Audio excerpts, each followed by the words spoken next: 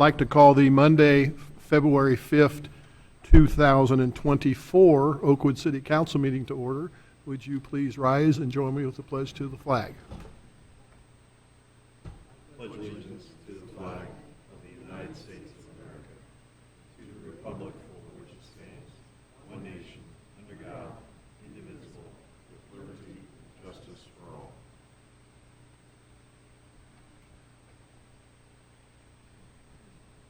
May I have a roll call, please, Lori? Mayor Duncan? Here. Vice Mayor Byington? Here. Mr. Stevens? Here. Mrs. Turbin? Here. Mrs. Jackson? Here. And may we have a report on our minutes of our January 3rd regular session and work session and January 22nd work session. Councilmember Jackson. Yes, Your Honor. I read the minutes for including the regular sessions and the work sessions. And upon review, I found them to be complete and correct. I move that we accept the minutes as written. Thank you. Do we have a second? Second. All those in favor signify by saying aye. Aye. Thank you. So ordered. It's my honor to deliver our 2024 State of the City Address. Members of City Council, honored guests, city staff, and citizens of Oakwood. Oakwood continues to be the premier residential community in the Dayton and Miami Valley region. Why is Oakwood the region's premier residential community? It is simple. It is our neighborhoods, our schools and library, city services, public safety, recreation and leisure, but most of all, it is our citizens. If this sounds familiar to you, it should. It was the opening paragraph of my first State of the City address in 2010. It was true then, and it is still true today. In November, Steve Byington and I were reelected to Oakwood City Council. Vice Mayor Byington begins his 17th year on Oakwood City Council and his 15th year as our Vice Mayor. I begin my 21st year on Oakwood City Council and my 15th year as your mayor. We are deeply honored for the opportunity to continue to serve the residents of Oakwood. Joining us as a newly elected member of City Council is Healy Jackson. Healy is a longtime Oakwood resident and civic volunteer. She previously served on the Wright Library Foundation Board and has served on our City Planning Commission since 2010. We are happy to continue our service along with the existing council members, Rob Stevens and Lee Turbin. Rob begins his 15th year on Oakwood City Council, and Lee begins her 4th year on City Council. Healy Jackson replaced Councilmember Ann Hilton, who completed 14 years of service to the citizens of Oakwood in 2023. We honored her last month with a resolution listing all the significant projects that occurred during her term in office. I will not recite all of these projects here, but I do need to state the following regarding her service to Oakwood as noted in the resolution. Ann consistently based her public policy decisions on what was best for the community, yet always heavily considered the impact of those decisions on individual Oakwood citizens, businesses, and on Oakwood neighborhoods, and distinguished herself through her consistent willingness to hear from any and all citizens for as long as necessary in order to provide everyone the opportunity to express their feelings and opinions on issues. And she always made decisions that recognized the reality and necessity of change, yet stressed the importance of retaining the charm and storied history of our unique community. Ann will continue to be round town, as they say in the Oakwood Register, so when you see her, please thank Ann for her many years of service to our community. Debbie DiLorenzo and Nathan Ryder were elected to the Oakwood City School Board. Ms. DiLorenzo is also a longtime resident of Oakwood and a community volunteer. Mr. Ryder is a former educator teaching English as a second language in Bellbrook and the Columbus area. The school board named Dr. Neil Gupta as its new superintendent. Dr. Gupta graduated from Miami University and received his master's degree and doctorate from Ashland University. He has over 20 years of educational experience. City Council and city staff look forward to continuing our cooperative relationship with Oakwood City Schools. Yes, they did it again. The Oakwood High School academic decathlon team won the Division III National Championship for the 11th year in a row. This scholastic competition is unique because the team is tested in art, social science, economics, language and literature, mathematics, music and science, and participates in judged events in speech, interview, and essay.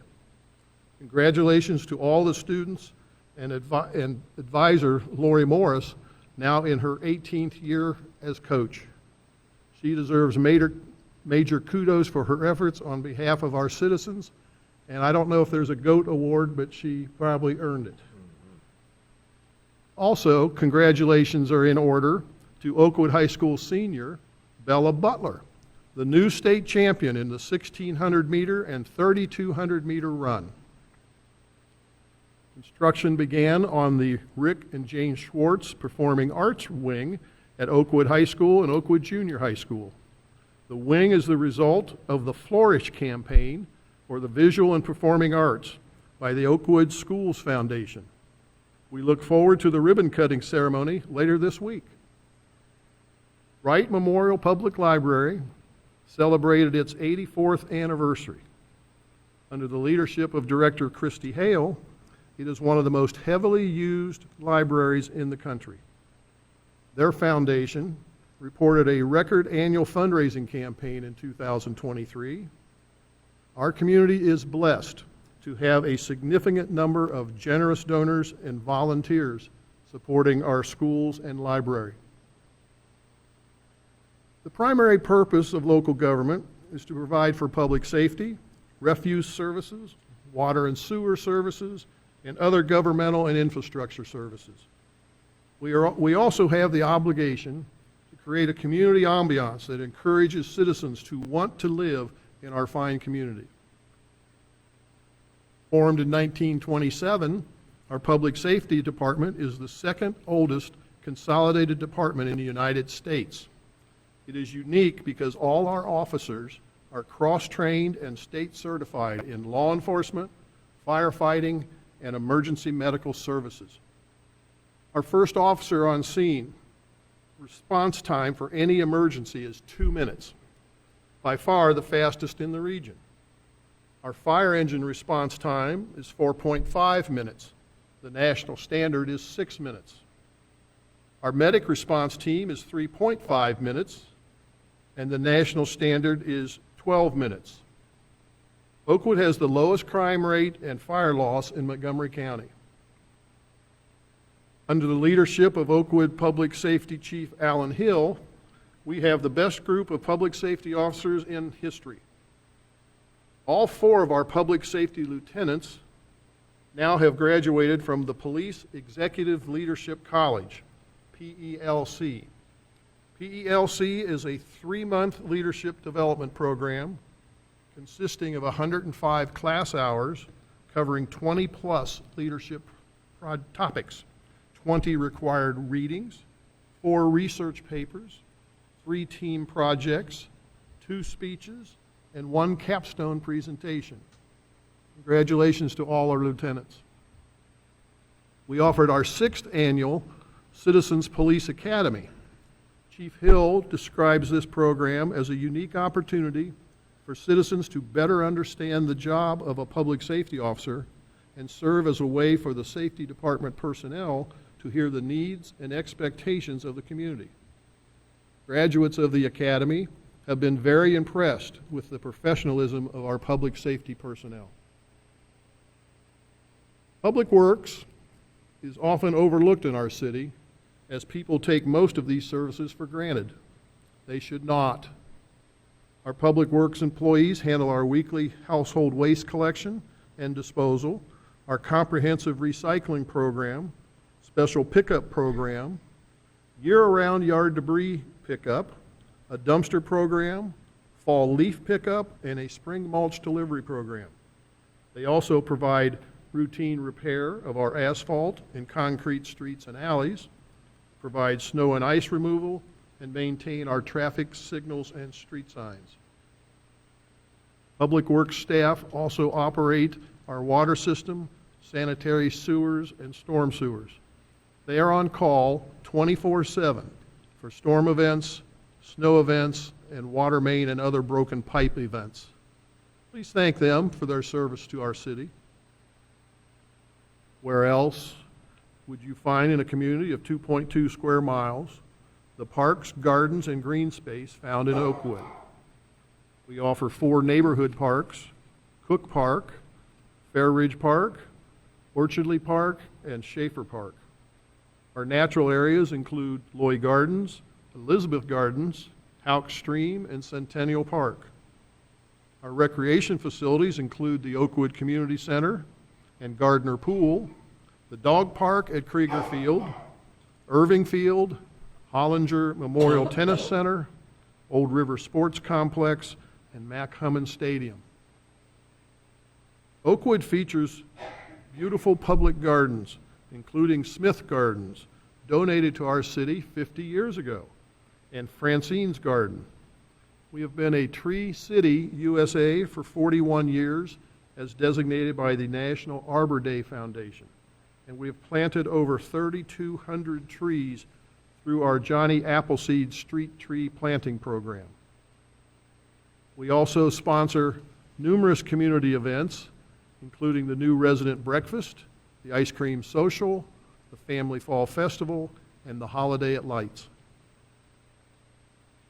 Under the leadership of City Council, our outstanding city staff, and the advice and counsel from our 34-member Citizen Budget Review Committee, we met the challenges to our financial stability. In 2024, we expect our expenses will exceed our revenues by $1.3 million. This is primarily due to the expiration of our $3.75 million property tax levy. We expect our replacement levy will address this shortfall. Our major capital expenditure in 2024 is the Far Hills Avenue resurfacing project. This $1.5 million project will be paid 80% by the Ohio Department of Transportation and 20% by the city. In 2024, we raised our water rates for the first time in 7 years. Prior to this increase, we had the 3rd lowest water rates in the area. Even with our 2024 increase, our water rates are still one of the lowest of any jurisdiction in the region. We plan to have a $2.41 million property tax replacement levy on the ballot this March. This levy will generate about $1.1 million annually for city services and replaces a levy that was last renewed by our voters with a 70% yes vote in 2018. Our Budget Review Committee and all of us on City Council support your yes vote on this issue. And as you know, only 5.6% of your property taxes go for city services. The remainder goes to Oakwood schools, Montgomery County agencies, and Wright Library.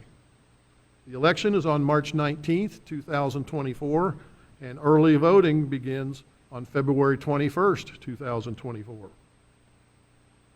Maintaining our infrastructure, both above and below ground, is a top priority of City Council and city staff.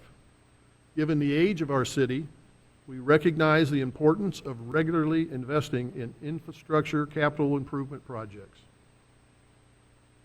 The excellent services provided by our public safety, leisure services, and public works departments would not occur if not for the leadership of City Manager Norbert Klopsch. He is recognized throughout the region as an outstanding city manager. He has served our city for 32 years, including the last 22 years as our city manager. I believe there are only 2 other city managers that have more experience in our area than Norbert. Congratulations. He is blessed with an outstanding group of department directors.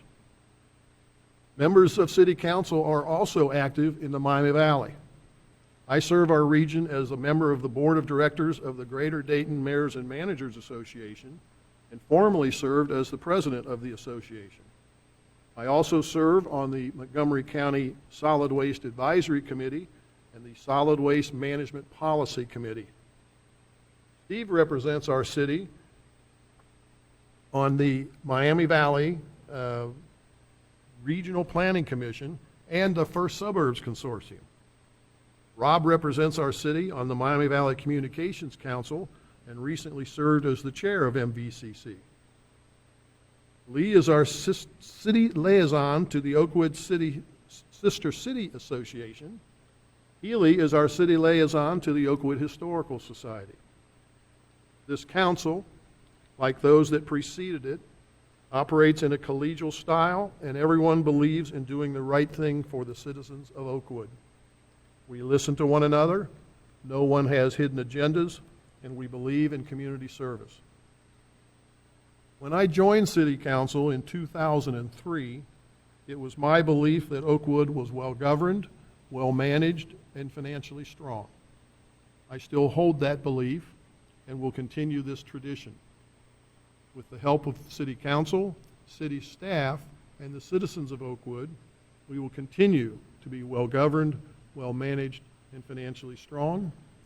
Thank you again for this opportunity to serve you. The end. Next on our agenda, we have some citizen committee appointments, and we have various volunteer committees that the city has, and I would like to make the following new appointments. We're asking Kevin Hill to serve on our planning commission. He will be replacing Healy Jackson, who is now a member of City Council. And then Christine Yankel, we've asked her to join our Board of Zoning Appeals, and she will be replacing Kevin Hill. Other reappointments, we have Dr. Tom Hardy to the ADA Compliance Committee, Katie Dalrymple to the Beautification Committee, Nancy Droz to the Beautification Committee, Nick Ensley to the Board of Zoning Appeals. We also have some reappointments to our Budget Review Committee. Dave Dickerson, we have 8 precincts with 4 members in each precinct, so we spread that talent around to the city as a whole. Dave Dickerson, we've asked him to, he's accepted his reappointment. Jeff Wasty, both of them are in Precinct B. William Meyer is in Precinct F. Bill Rieger is in Precinct F. John Gray, Precinct G. Beth Ritzert is also Precinct G. And in Precinct H, we have Mike Richley and Mark Risley. And then finally, a Property Maintenance Board, we've asked Kathy Luckett to be reappointed, and they have all accepted. So I would make a motion to council that we approve these appointments and reappointments at this time. Is there a second? Second. Any questions about the appointments? I would say all in favor, signify by saying aye. Aye. Thank you. And then finally, we have, what did I do with that? Here it is. Here we go. The council periodically has, they've created certain council policies that we, the 5 of us, deal with, along with our city manager. And we have now a written policy on our work sessions and executive sessions, and it talks about how agendas are set for the city council work sessions and executive sessions. All meetings are public meetings under the Ohio Revised Code. We rarely get people to visit our executive sessions because we don't pass anything in those sessions, and we get a lot more people come to our city council meetings. So I would make a motion for council that we approve this document. We previously discussed this among ourselves in our work session, and I believe everyone's in favor, but I'll ask for a second and make a motion we approve this. Second. Any other questions regarding that? All right, so we will approve, all those in favor signify by saying aye. Aye. Aye. Thank you. Starting to get the hang of this. Yeah. 21 years. Yeah. I hope so. Okay. That concludes our status reports. It's now time for the visitors portion of our meeting. If anyone would like to come down and address council about any issue they want us to hear about, we will welcome them at this time. We're moving the camera away from the podium where you could come down and speak to council. We'd like for you to state your name and address for the record, and we welcome you. Hi, Hi. My name is Rose Lounsbury. My address is 222 Wonderly Avenue. And I'm here mostly just to meet all of you and introduce myself. I'm running for state representative in our district this year, District 36, which includes all of Oakwood, Kettering, Riverside, East Dayton, and downtown Dayton. And I've been an Oakwood resident for almost 20 years. Things that are really important to me are funding for public schools. I have 14-year-old triplets that have all been at Oakwood schools. I'm a former public school teacher, so I taught English at Northmont schools and West Carrollton schools. So making sure that our public schools remain well-funded, not just in Oakwood, but in all of Ohio, is really important to me. Preserving democratic values is also really important. Making sure that voting rights for all Ohioans are secured is something that is at top of mind for me as well. So I just wanted to introduce myself and just let all of you know that I look forward to creating working relationships with you, listening to your legislative priorities and concerns, and of course, keeping you apprised of things in Columbus. You mentioned the primary, March 19th. I also have a primary that date, so anyone who's interested in learning more, you're welcome to contact me. My website is roseforohio.com, and I just appreciate the time and chance to meet all of you tonight. Well, nice to meet you, and my one question, your website is the four, number 4? or- No, it's FOR, proper Rose for. for I'm an Ohio. English teacher, proper Okay. for. Ah, very good. And the triplets are all supporting your candidacy? Yes, they are. Two of them went canvassing with me this past weekend in Oakwood. Well, that's so, great. Yes, Well, they are. again- And the dog also went. So. Okay, well, thank you very Yeah, much. thank you. All right. Anyone else wish to address council at this time? Seeing none, we will close the visitor section of our meeting and immediately go to legislation, and I believe Vice Mayor Byington has an ordinance. Yes, Your Honor. This first ordinance is to authorize the disposition of certain real property when no longer needed for municipal purposes. This is actually the second reading of an ordinance to authorize the sale of 1313 Far Hills Avenue. A few years ago, the city acquired a single-family home located at 1313 Far Hills Avenue. At that time, we were in the planning stages of the 2023 Far Hills Sewer Reconstruction Project, and an important section of the failing pipe was located directly beneath that house. The house has had to be demolished to facilitate the project, which has been ongoing for the last few months. In planning for the project, the replacement pipe was engineered and designed in such a way as to ensure that 1313 Far Hills could be reused as a single-family home site. Council believes that it is the appropriate use of this property because it allows the city to partially recoup public funds invested to purchase and demolish the home. The existing use of adjacent properties and the mid-block location of 1313 Far Hills also make it appropriate for single-family use. This ordinance will authorize the city manager to sell the property at fair market value for the residential use upon conclusion of this major storm sewer project. And I make the motion that council adopt this ordinance this evening. Do we have a second? Second. Any questions or comments for Vice Mayor Byington? Hearing none, Lori, would you please call the roll? Mayor Duncan? Yes. Vice Mayor Byington? Yes. Mr. Stevens? Yes. Mrs. Turbin? Yes. Mrs. Jackson? Yes. All right, and I believe next, just move my agenda, that Councilmember Stevens has a resolution. Thank you, Mayor Duncan.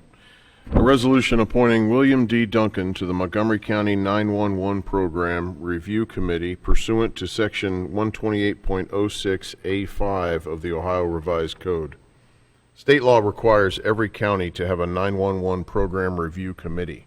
The purpose of the committee is to adopt and implement a plan for operation and support of the countywide 911 system and to update the plan from time to time. The composition of Montgomery County's committee is mandated by Section 128.06 of the Ohio Revised Code. It must consist of 6 voting members. One of these must be a member of the legislative authority of a municipal corporation in the county. In other words, a member of the city or village council from somewhere within Montgomery County. That person must be selected by a majority of all city and village councils within Montgomery County. Our mayor, Bill Duncan, has offered to serve on the 911 Program Review Committee, and Centerville's mayor, Brooks Compton, has offered to serve as his alternate. The resolution I am introducing would appoint them both, Mayor Duncan as the committee member and Mayor Compton as the alternate.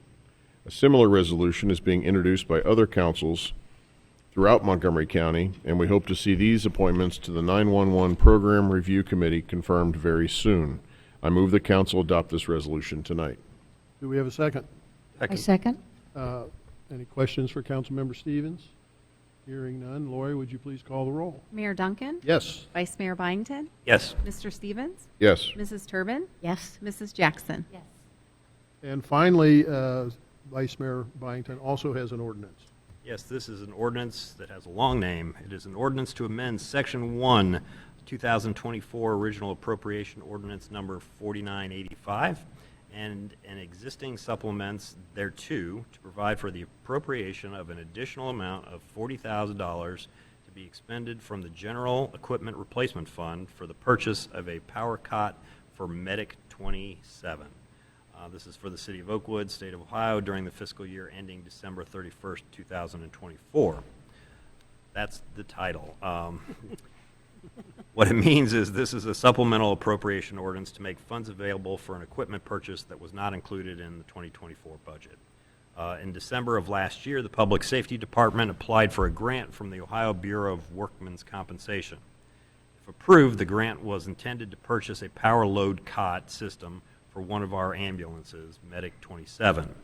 Due to the timing of the grant application, the power load cot system was not included in the 2024 budget. We did not know whether a grant would be awarded, and if so, the amount that might be approved. However, the Public Safety Department was awarded and recently received the maximum grant available, which is $40,000. In order to proceed with this purchase, Council needs to appropriate the $40,000 from the General Equipment Replacement Fund. So I move that Council waive the second reading on this and adopt this ordinance this evening. Thank you. Do we have a second? I second. Is there any questions or comments for Vice Mayor Byington? Hearing none. Lori, would you please call the roll? Mayor Duncan? Yes. Vice Mayor Byington? Yes. Mr. Stevens? Yes. Mrs. Turbin? Yes. Mrs. Jackson? Yes. Thank you. That concludes our legislation. We're looking forward to an interesting staff report from our Public Safety Department and Chief Alan Hill. Welcome, Chief.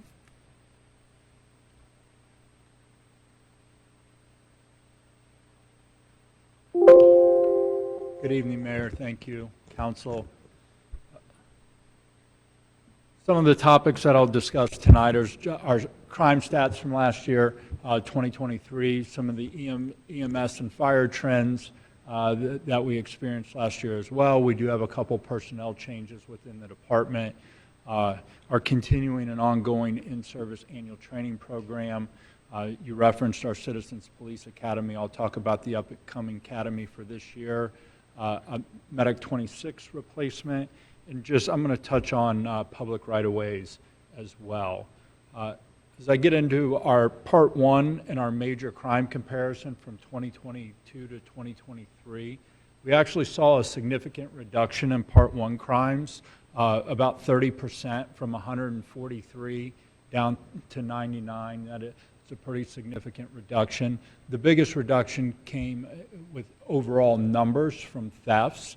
Larcenies were down 107 in 2022 comparison to 82 last year.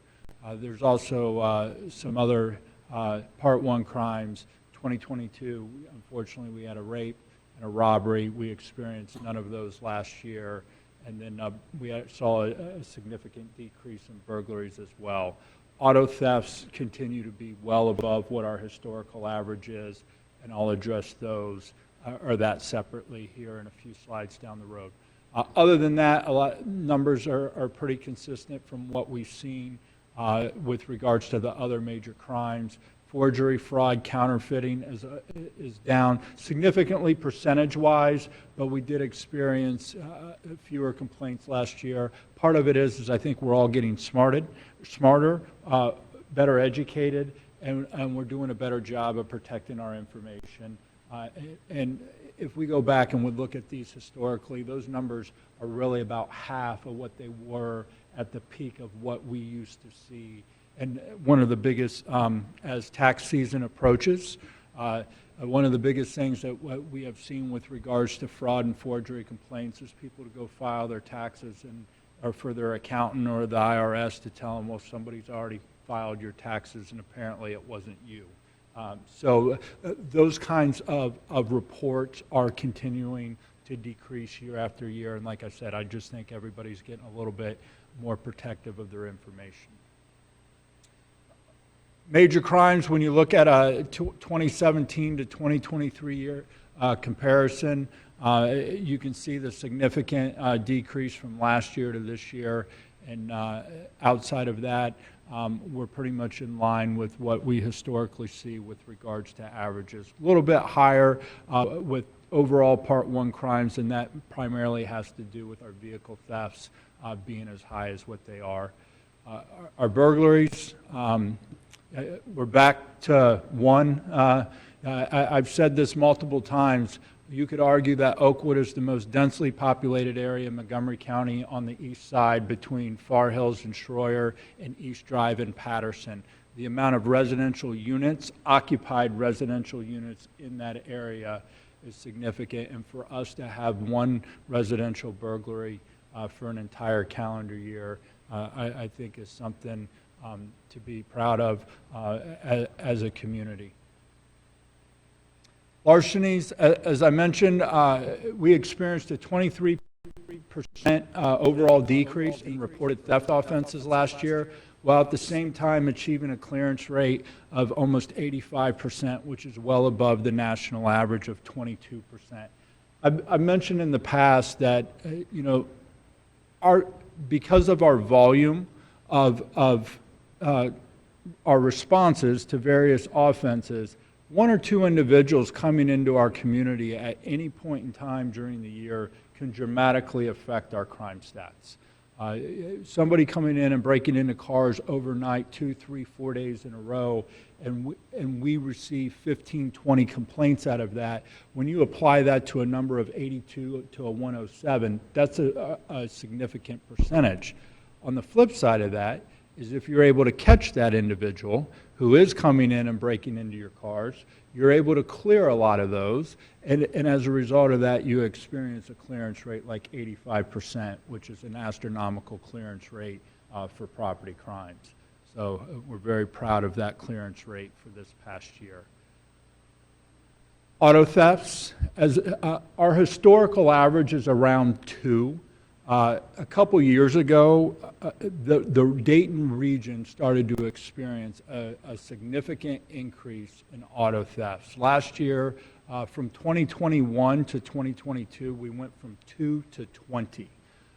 This year, or I should say last year, 2023, that number did decrease by 20%, down to 16. Which is still very high for us, but the important factor with regards to that number is we had 11 clearances, whereas in the previous year we only had 4. So, and for the entire region, because of the amount of emphasis and effort that is being put in by collective agencies and resources, we are starting to experience higher clearance rates, finding the vehicles, getting them returned to the owner if you can, if the vehicle isn't damaged beyond repair. And this is a recent article that was posted in the Dayton Daily News in October, where it talks about violent crime being down in Ohio, but vehicle thefts continue to surge, and that is absolutely the case for the Dayton region. I want to highlight almost every single one of the 36 vehicles that have been stolen in our city over the last 2 years have been from an unlocked vehicle with the keys inside the vehicle. Modern vehicles, it's a key fob. They just leave it in the cup, sitting right in their driveway or parked on the street. And I understand by definition of the law, it's a theft of a motor vehicle, but they're simply jumping inside the car, pressing the button, and driving it away. The art of stealing a vehicle is gone because of the keys are left inside the vehicle for them to drive away. So this is my public safety reminder. Lock your cars and remove your keys from your vehicle. Use of force incidents. Last year in 2023, we had 3 use of force incidents for the entire year. I say this every year. This is a true testament to the professionalism of the men and women of the department. We estimate we average about 20,000 citizen encounters a year, and we have 3 use of forces out of that, 5 the year before. So if you look at the historical numbers and you would apply that to a percentage, if you were probably a scientist working in a lab and you had 0.000 how many zeros, it was almost as it didn't even exist. So when you look at these numbers of having 3 uses of force over a course of an entire year with almost 20,000 citizen contacts, I think it puts in perspective where we're at with regards to the professionalism of our men and women engaging and dealing with the public on a variety of calls for service. Traffic statistics. Overall citations were up a little bit this year at 1916 for the year. Accidents overall were up, but injuries were down by 2. Historical average of injury crashes being in somewhere around 10, and we're up around 20 is still concerning. But as long as our number one cause of accidents continue to be failure to yield type violations, that's probably going to equate to a higher injury rate because those are your angle crashes. Somebody's failure to yielding while turning right on red or turning left on red from a stop sign, and those are those angle crashes that result in a higher impact. So we really need to do a better job this year of focusing on those types of violations to try to reduce the accidents specifically in that category, and I think we would lower our injury rate. But overall, when you look at the numbers, it's still very, very injuries are in line with total accidents overall, but I would like to see that number be reduced significantly. OVIs were up a little bit this year, impaired drivers from 11 in 2022 to 16 last year. Medic runs for 2023, 438 for the year, which is in a consistent of our 5-year annual range, of which out of the 438 responses, 342, we actually transported a patient to the hospital. We provided mutual aid 33 times last year to neighboring jurisdictions on EMS. Those jurisdictions are primarily City of Dayton and the City of Kettering, which means 33 times we were called outside the city to handle a medic response in a neighboring community. On the flip side of that, how many times did we call for help because we needed somebody to assist us? 1 time, which means out of the 438 medic calls, we were able to handle 437 of them ourselves. The 1 time in 2023, we were actually on an injury crash, and we had a second medic run come in where we had to call for mutual aid because of all our resources were tied up on the crash. But we're very proud of this because we like to tell our citizens when you call 911 and you have a medical emergency, it's going to be us that is going to be responding and handling the call. So we make every effort possible every year to make sure we're handling all our own medic runs. Fire runs, 89 total for the year. Our fire loss, Mayor, I appreciate the kind words in the State of the City address. We do have a much higher fire loss than normal last year, and that's due to 1 incident. We had a garage fire that was a total loss. It was a detached garage with 2 vehicles, one of them being a brand-new vehicle, literally weeks old, brand-new vehicle parked in the garage, and it was a complete total loss, both vehicles and the whole structure itself, and that's where the vast, vast majority of the 302,000 number comes from. Average response times, as you mentioned, we respond on all emergencies 2 minutes or less from the time the first public safety officer arrives. Our average engine response is 4.5 minutes, which is a minute and a half quicker than the national average. And I've talked about this before, fire doubles every minute. So when you equate that to a time, we're getting there before that fire doubles one more time when we respond on an actual structure fire. So that's a very, very good response rate. You can see we're very consistent with our response times over the years because we put an effort on that every single call for service that comes in. Personnel changes. Candy Holloway joined us in August of this year. Candy serves as a part-time safety department admin assistant. She supports both myself as the public safety director and the 2 safety department captains.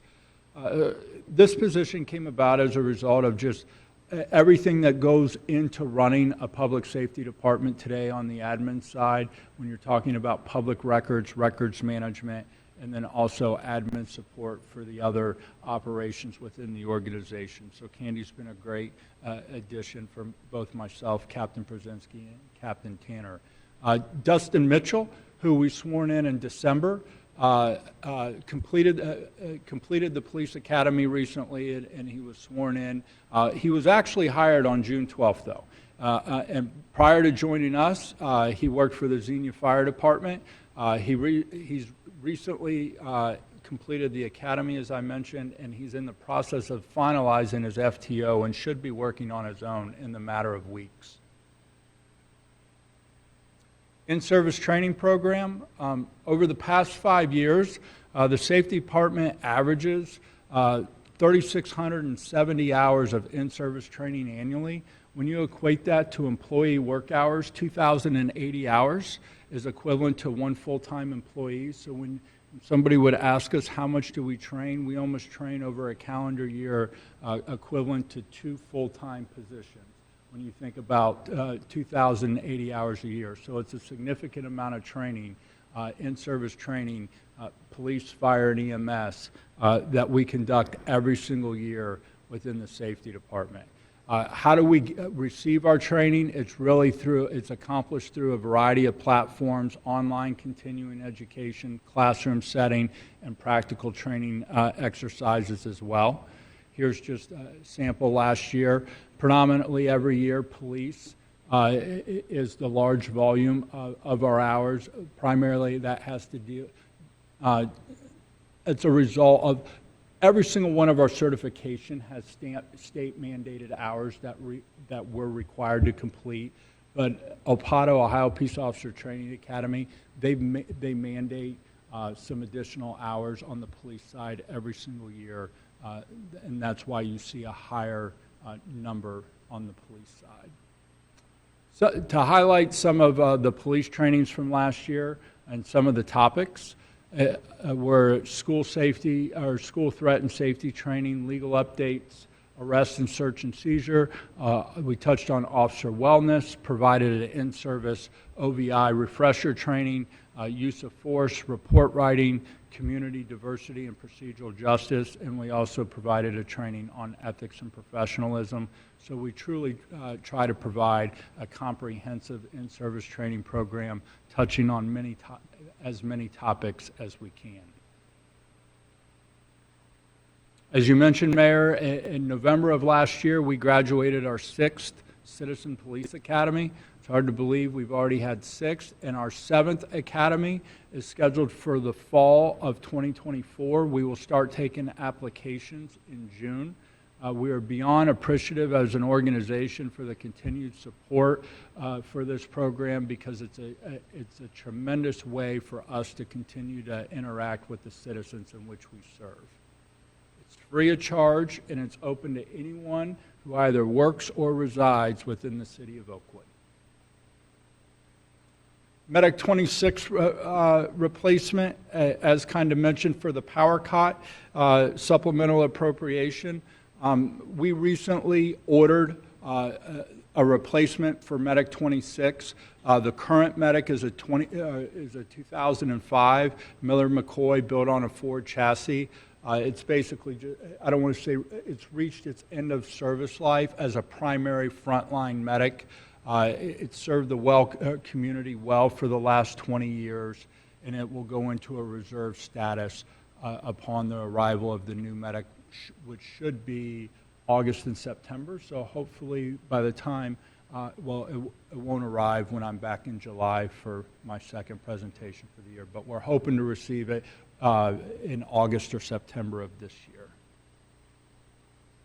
The last thing I want to touch on is just a couple public right-of-way and obstructions in the street, particularly with it being political season for the year and all the political signs. We have election, on March 29th. We're starting to see the signs pop up, throughout the city, but a lot of them are popping up in the city right away and other places. So I just want to touch on a couple ordinances that are on the books, so to speak. First of all, no person shall place any obstruction in or upon a street, alley, or highway without proper authority. Probably the biggest things that we come across with regards to people placing obstructions or items in the street, traffic cones, because they want to secure parking in front of their house, so because maybe tomorrow they have a service repairman coming, a mover coming, or somebody that's visiting their house. You can call us. We will put no parking signs out in front of your house for a short period of time. So we don't want people placing traffic cones in their house or in the street. Basketball hoops, the basketball goals themselves with the bases that are parked in the street. When we get into the spring and the summer months, the children at play signs that are placed, 3 feet off the curb in the middle of the street. A lot of our streets are narrow enough as it is. So when you start placing objects in the roadway, it creates other traffic hazards for us. Obviously, the large debris piles as well being placed in the street. So those are some of the obstructions that we commonly come across, and we just need to make sure that we're keeping our streets free and clear of that as well. With regards to placing items in the public right-of-way, can't construct, build, erect, or place any article or structure in or upon covering a street, sidewalk, public right-of-way place. You can, if you're interested, 901.01 of the Oakwood Codified Ordinance. You can actually read the ordinance. I'm saying that for the people at home. But the bottom line is anything that we find throughout our travels that's placed in the public roadway, we're going to move. Or we're going to remove. And I bring that up now in February of 2024, going into an election cycle that's starting next month. We already have had a lot of political signs pop up in the public right-of-way. If we will see them, we will remove those, just like we'll remove garage sale signs. We'll remove realtor signs as well placed in the public right-of-way. So I'm just asking everybody, just be mindful to what you place in the roadway and the public right-of-way, because it will either be removed or we will ask you to remove it. And with that, I'll take any questions. Any questions for our chief? Yeah, can you give us an update on the EV? Yes. Unfortunately, in late December, GM suspended temporarily, due to a software issue, the production of the Blazer EV. It has not resumed. The production has not resumed yet. But when we originally placed the order in November, the timeline all along was orders were going to be placed in the fall. Production was actually supposed to begin this month, February 2024, with first deliveries taking place in April/May of 24. Once GM starts producing the cars again, right now we're still within timeline. But if it's a month from now or 60 days from now, it could push that back a little bit. I'm in constant contact with the dealership that we're ordering the vehicle from, and we just don't know when they're going to resume production of the vehicle. And it had to, it was surrounding a software issue with the commercial vehicles that were being sold to the public. But it could potentially affect our delivery date as well. So that's where it currently stands. Other questions for the chief? I have two small questions. Did you tell us the average response time for EMS? I'm sorry? The average oh, sorry, I was coughing. I You're right. turned that off. The average response time for EMS? The average response time for the first cruiser that arrives on scene, which is a trained certified paramedic and/or EMT, is 2 minutes. minutes, okay. And then for the medic unit itself, from the time the call goes in to the time we arrive, it's 4.5 minutes. So 4 minutes and 30 seconds is our average response time. Okay, great. And then one other, just a clarification. When you were talking about the auto theft and the clearance, Yeah. what does clearance mean to you? That the car is returned, or the car is returned and you've actually caught the offender? Well, all the above. Clearance encompasses a lot. We can exceptionally clear it by arrest, the recovery of the vehicle with no additional information, or it could be a prosecutor refusal. There's all kinds of I guess, definitions that apply to that. But for the most part, our clearances are by arrest, or we exceptionally clear it with no additional information. But with stolen vehicles, they'll remain open until there's no investigative avenue to pursue. Okay, thanks. And we don't charge the homeowner who leaves their key fob in the car. We don't. Should we? We should, yes, we should.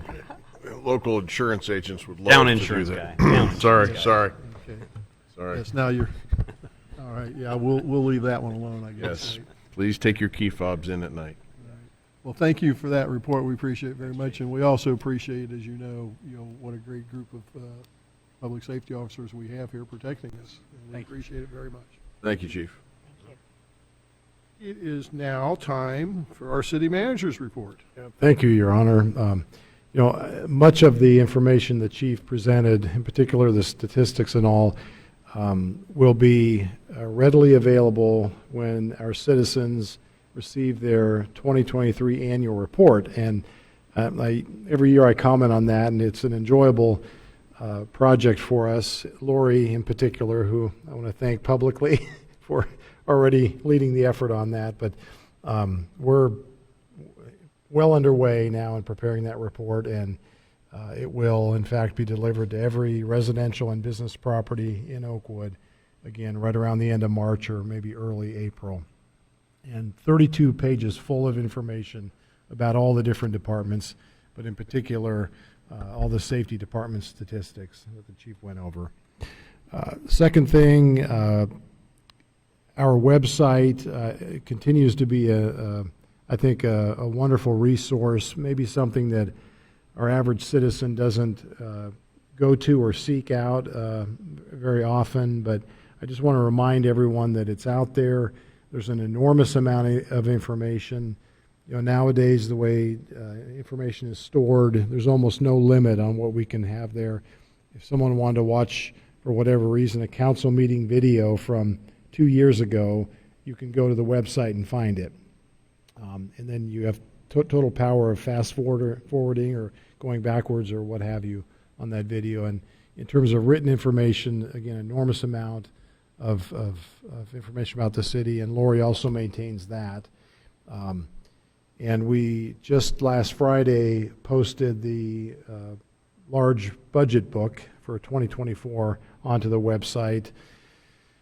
I forget the number of pages, I think 134 maybe. So it's, again, a lot of information, a lot of numbers, but also some narrative about our city finances for those who are interested.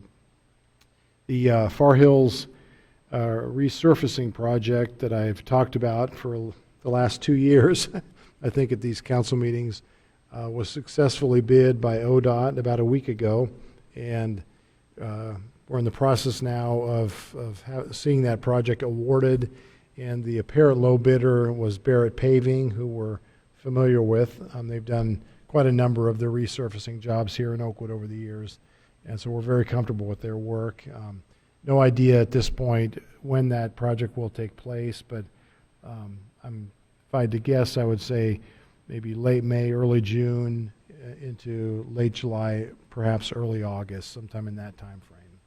And it's the entire 2 miles of Far Hills through Oakwood, and so it would probably be a 2 to 3 week sort of construction period. In preparation for that, and I know you've recently seen it, a good amount of the overhead RTA trolley wire system infrastructure has come down. The last 2 weekends, a large crew has been working here in Oakwood, and they'll continue to remove the wiring over the next few weeks, which will be a benefit to us when that repaving project comes through.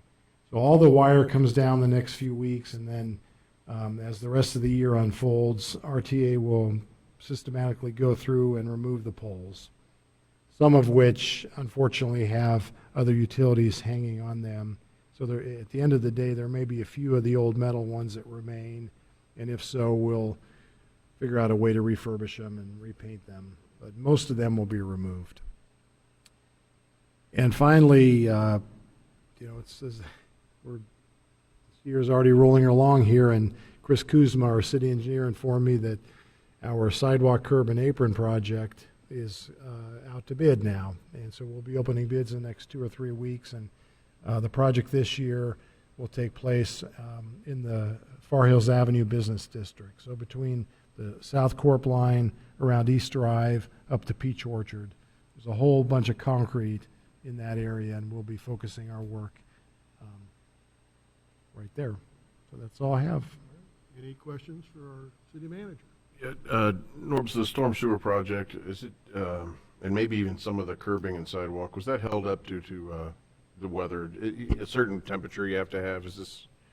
Yes. The general rule for pouring concrete is 40 degrees. If you know the temperature is rising, then you've assured that the gravel base is not frozen, and you can do that with insulated blankets and all that. You can sometimes pour when it's in the 30s, but you want the temperature to be rising. But yeah, that's delayed the project, unfortunately. But the final stormwater inlet work was completed just today out here at Park Avenue and Far Hills. So that completes all those big concrete tops on those inlets. All of the curb work along 48 was completed a few weeks ago. So the biggest remaining project underway now is the storm sewer. And with the weather improving, we're eagerly awaiting it starting up again on Devereaux and connecting to the work that already was completed on Far Hills. Thank you. Any other questions? All right. Well, thank you for that report. And it is now time for city council comments. Councilmember Jackson. Thank you, Mayor. January was School Board Member Appreciation Month, and although it's February, it's not too late to acknowledge the contribution these volunteers make to our community. They dedicate many hours to ensure the success of our next generation. And I'd like to suggest one way that we can show our appreciation is to attend the community meetings that Dr. Gupta has scheduled to involve citizens in the strategic planning process. So I encourage everyone to use their voice in this process, and the next meeting is this Thursday at 9 o'clock at the OCC. I also want to make one other comment, and that is that I attended the naturalization ceremony that took place in the high school last month. Now, it's gotten a lot of press coverage, but since I was there, I wanted to say that I was also inspired by our newest citizens. And I want to point out that an Oakwood resident, Carol Enns, who was also a teacher in our school district, became a citizen that day. So if you see her running through the streets in your early morning or see her anywhere, please offer your congratulations to Carol Enns. Thank you. Councilmember Turbin? No comments. Thank you. Thank you. Councilmember Stevens? No comments this evening. Vice Mayor Byington? The only comment is I will commend the mayor on a fantastic State of the City address. It takes a lot of work to put that together, particularly when you consider all the fantastic things that are taking place in the city of Oakwood at one time. It's hard to pare that down to just a few statements. So fine job on that. After 15 years, I'm guessing you're pretty good at it. So. Well, thank you. I was joking with some friends of mine. I decided to put quotation marks around the entire speech. I wouldn't be accused of plagiarism. Yeah. But I appreciate those comments. And again, what a great town. You know, we've got Can't all ask for kinds of better. great things going for Why us. we're here. And we appreciate, you know, all of the staff's support, and that's what they call community ambiance. When I joined council, Judy Cook, who was the mayor, she said, you need to talk about community ambiance in your campaign. I go, what's community ambiance? But I now know what it is. I see it every day. Yep. So I have no additional comments. Our next meeting is going to be on Monday, March 4th, 2004. We are adjourned.